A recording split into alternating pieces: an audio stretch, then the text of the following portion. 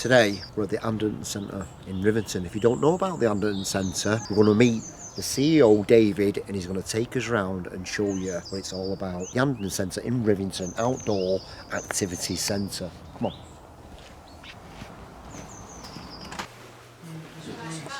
Here he is. Right, is that Peter Kay there? When did he come down? Exactly 2 years today. Was it? Yeah. Show us round, mate. Show Yeah, us round. absolutely. Hi, I'm Charlotte. Nice to meet you. Good, thank you. Welcome. Going to describe what the Anderton Centre is to someone within a sentence. What would it be? An outdoor leisure activity centre. So we use the term outdoor learning, Right. so that kind of combines the outdoor activities with the learning. So everything we do is like an education outcome to it, and that's whether it's young people coming or whether it's adults and doing some kind of couple of team development stuff. So obviously, I mean, you've talked about it before, but then the misconception of what the Anderton Centre is you know, your job now to. Oh, absolutely, what always yeah. has been on it. Yeah, kind of just raise the profile of the organisation, everything that we're doing, hopefully, around removing some of the boundaries to taking part in these activities. Obviously, come Are you okay? into You all right? reception.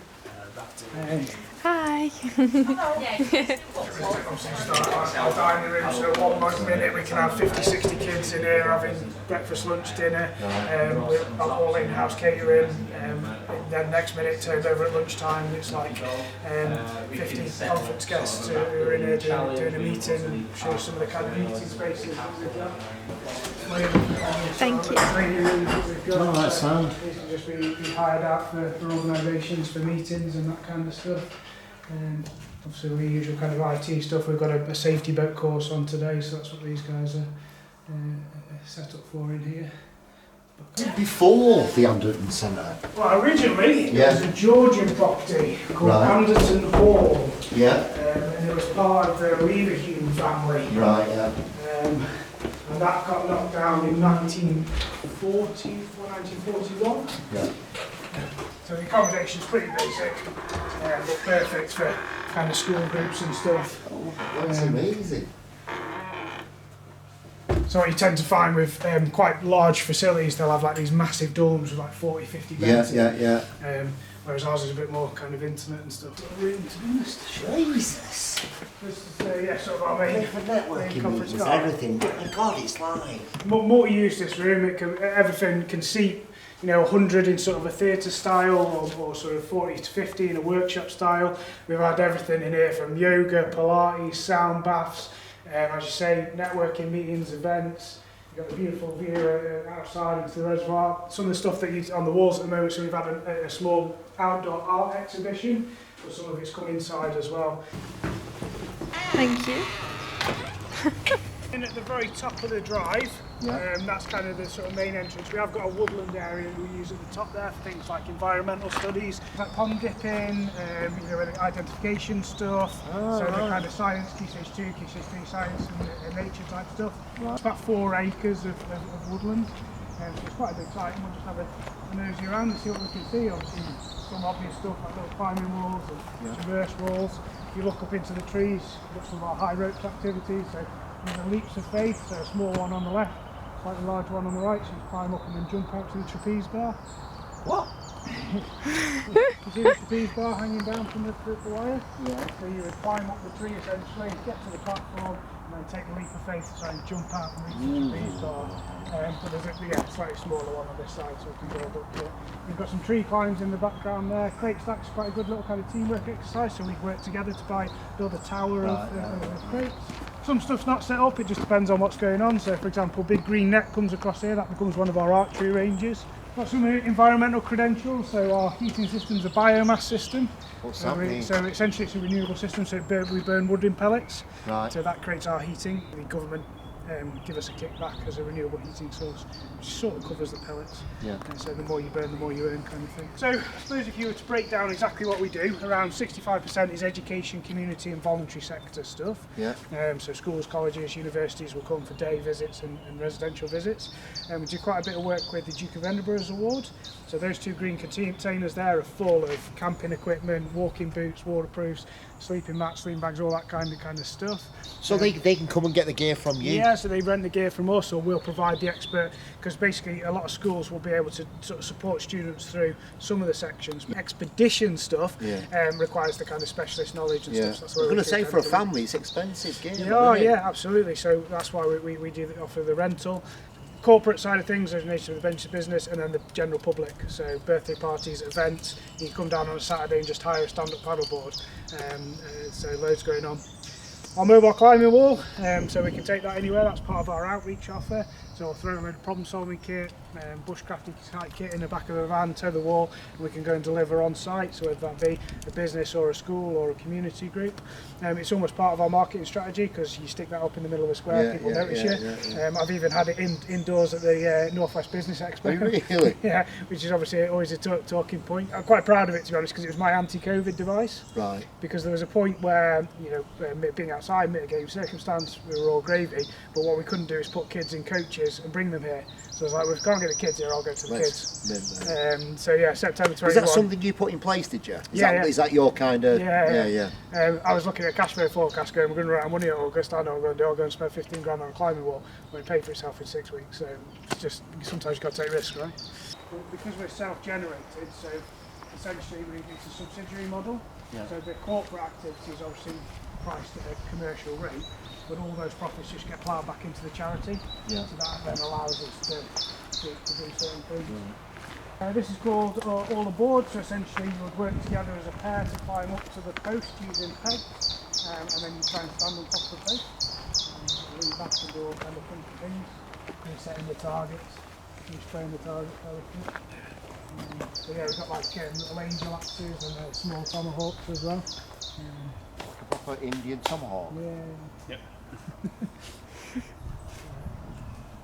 Just kind of some fixed problem solving activities going down here. So with a lot of the corporate stuff, it's kind of depending on what the aims and objectives of the group are.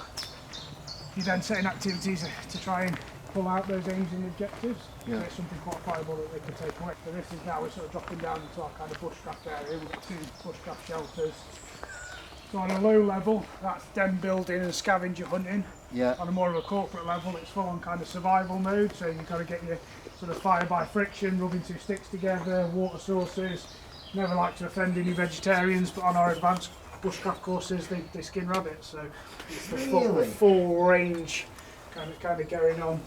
But I think I was saying that these areas are so powerful, because this is when people are reflecting on those experiences. And so, we always ask like groups who've been here for a couple of days, what have been your favourite activity? And 2 things always come up. One, they say jumping off the end of the pontoon into the water, and 2, they say sat around the campfire, toasting marshmallows and making popcorn, because that's when they're talking about the activities that they've been doing, and it's a really powerful way of connecting people. And unfortunately now in kind of society, we're struggling with kind of face-to-face communication, probably a hangover from COVID and stuff like that. And especially for young people now, sitting down looking at a fire rather than having a face-to-face conversation allows them to open up. So there's been quite a lot of research kind of done. Yeah, I remember you saying that. So it's that eye-to-eye contact, isn't it? The kids struggle with. They do massively. And like what you said, just having a fire there with someone next to you takes the focus off that, and having a shared experience with someone next to you.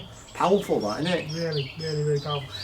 And for us, the difference between what we would describe as an outdoor activity and experience and a high quality experience is that reflective piece. It's the reviewing at the end.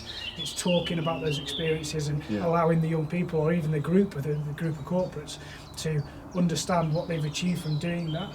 And then, as you say, then the magic then is how we can relate it to your everyday work life or your everyday school life.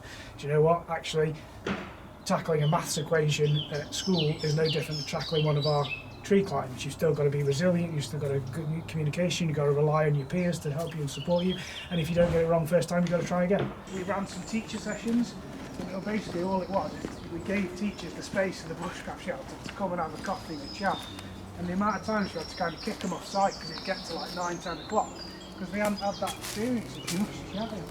Ain't mad that. No. Another archery range down there, you can see some of the, again, artwork, the flags and the trees.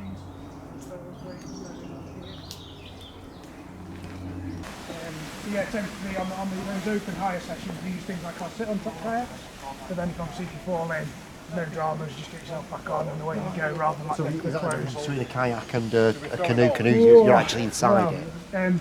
So this would be more, I would describe as a canoe. Right. So sort of think Pocahontas style of thing, Right. single paddle blade, whereas your kayak's a double paddle blade. But it gets even more complicated than that because you can kayak a canoe a kayak because there's the objective of doing the canoe bit. So if you're canoeing, you're on your knees, whereas if you're kayaking, you're sat on your bum. So this is the beautiful Lower Rivington Reservoir. So we're really lucky to have exclusive access to this piece of water, so it's not open to the general public. So no one else can use this? No, not for any kind of boating, it has to be kind of through us, because we lease it directly from United Utilities, so it is drinking water. It goes straight through first clean at the end of the reservoir, and currently feeds Wigan. Right. So then on where your allegiance lie, perhaps whether you're peeing it or not. Obviously you know the area pretty well, but we're looking up onto Rivington Pike and beyond at Winter Hill. The reservoir itself runs directly north to south. We had our networking meeting straight down there where see the lights on the top of the stadium? Yeah. So that's brilliant for if we've got people from perhaps in a town, Bolton, or even in a city, Manchester, thinking this is not on it's on your doorstep. Yeah. You know, you can relate it back. So as I was saying, activities-wise down here, sailing, canoeing, kayaking, stand-up paddleboarding. Interesting one for you, so we've got the giant stand-up paddleboards. So you think about corporate team development, and you're trying to get your team to paddle in the same direction. What better way than getting them to paddle in the same direction? How heavy is that?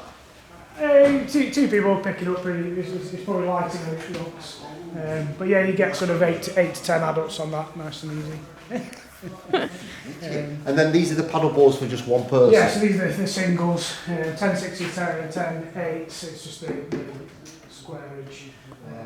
The reds are top of the range boards, one of the top boards on the market basically. Right. And we go more expensive because of the usage that they get.